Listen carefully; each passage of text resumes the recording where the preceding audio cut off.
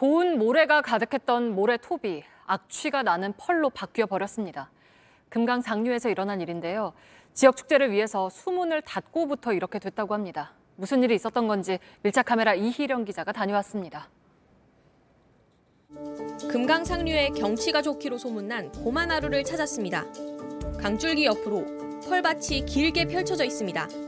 몇 달 전만 해도 이곳엔 모래가 가득했습니다.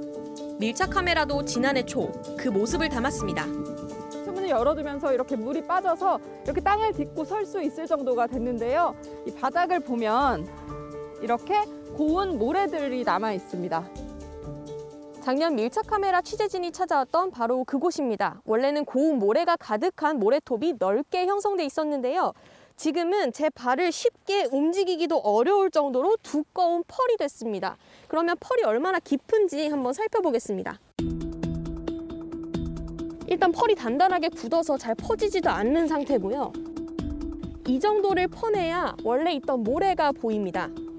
깊이를 재보면 10cm 가까이 됩니다.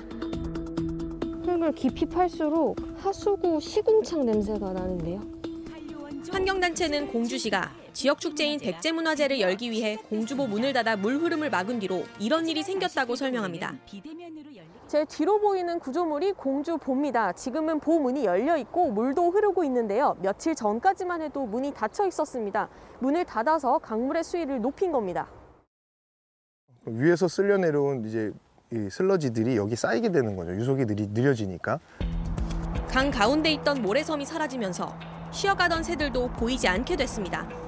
흰수마자라든지 미오종개 그런 유수성 어종들은 사실 살 수가 없게 되는 거예요. 산란할 수도 없고 부화할 수도 없고 서식할 수가 없고. 실제로 지난해 축제 이후 진행된 모니터링 결과도 공주보 물을 가둔 뒤 생태계 교란, 악영향이 뚜렷이 나타나고 이전 수준으로 회복하려면 상당 기간이 소요될 것으로 예상된다고 나왔습니다. 흘러야 하는 환경들을 꼭 닫아서 굳이 저렇게까지 했어야 했나?